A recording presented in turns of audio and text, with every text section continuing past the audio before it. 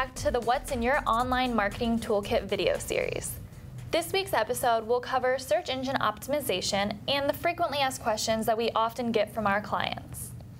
I'm Sarah. And I'm Kara, and we're from Informatics, an all things internet company. We help our clients get the most of their web and online investments. We offer services that range from web development, design, photography, videography, and much more. Before we get into some of those questions, let's cover what we went over last time. In our last video, we talked about the elements of SEO, and we covered keywords, which help you determine your target keywords. The second one being content, how you incorporate those keywords on your website. The third one being links, and we went through the difference between cross-linking and inbound links. The fourth one being analytics, how you measure your optimization process. And the fifth one being HTML, so how your website is constructed. Throughout the questions today, we hope you walk away with 3 things to remember about SEO. And they are that SEO is the process of getting found in search engines, it's an ongoing process, and it's how you grow your business online. So we'll start with the most obvious question that we hear all the time. What is SEO and why is it important?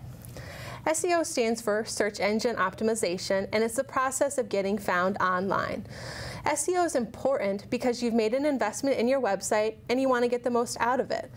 The reality is that there are millions of websites out there and you want to stand out among the crowd. And that's where SEO comes in. It's the organic process to drive traffic to your website.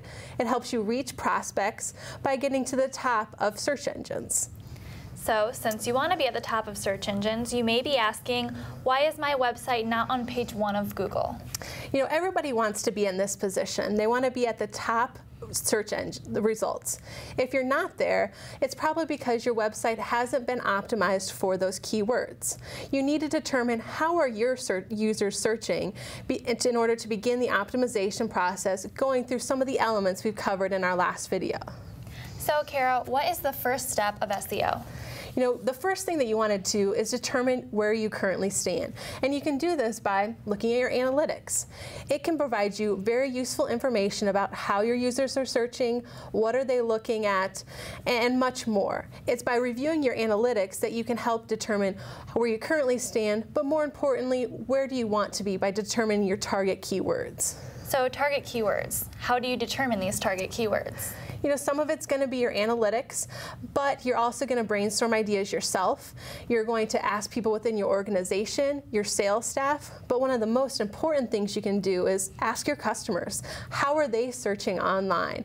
You know, we often, hear the example of, I thought people were searching for me this way, but they actually are looking in another way.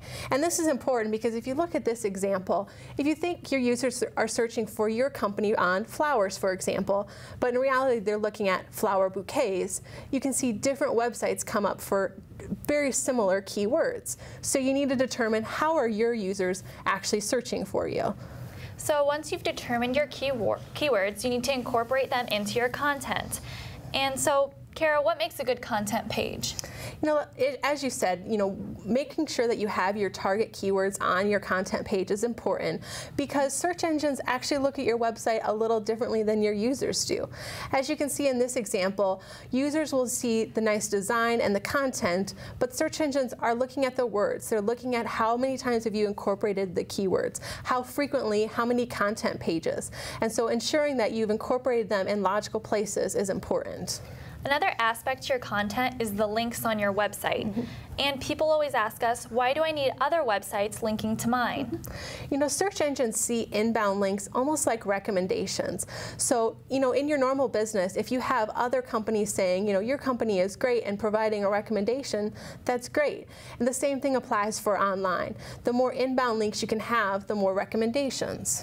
So when you have 2 similar companies, but one has more inbound links, again, the search engine is viewing that as more recommendations, which just provides more credibility to the website and the content that it has to offer. So when we discuss all of these tactics, we get asked, why is SEO not a one-and-done project?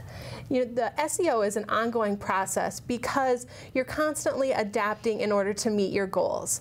You want to be at the top, and so you're going to be, making changes, reviewing your analytics to determine your status. But it's also because search engines are constantly changing their algorithms.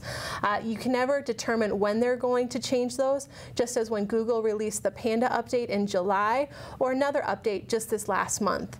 You need to be able to adapt when those algorithm changes come about, so that way when you do reach the top, you can continue to stay there. In addition to being able to adapt, we also get the question of how does social media fit in with SEO? We do get asked that a lot, and social media is very important to your SEO campaign, mainly in two ways. The first being inbound links. When you're on social media sites, you can post links back to your website to help drive traffic.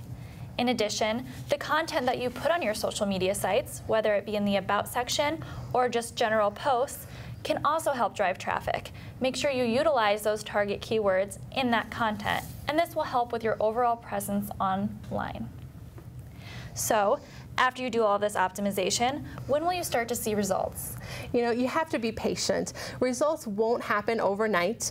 It takes time for search engines to register the changes on your website, and sometimes this could take a couple of months in order to actually start to see changes.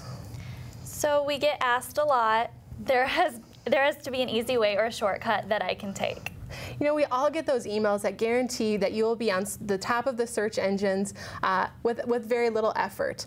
But, unfortunately, there is no simple organic solution to being at the top. There are paid options, but you need to keep in mind that SEO is time-consuming and requires current knowledge of the latest SEO guidelines in order to reach that higher ranking. So of the information we covered today, we want to make sure that you remember 3 key things about SEO. It's that in order to get found, this is how you get found in search engines. It's an ongoing process, and it's how you build your business online.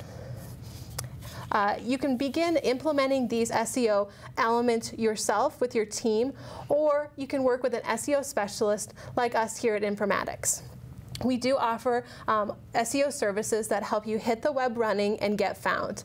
They allow you to focus on outcomes, measure results, and provide coaching for success. Make sure to check out our website, informaticsinc.com, for some additional information. We would also love for you to join the conversation online. Find us on Facebook, Twitter, and LinkedIn to give us your feedback and ask any additional questions that you may have. Also, join us next week when we discuss social media in depth, which social media platform is best for you and your bottom line. And thanks for visiting this week. We hope to see you next time.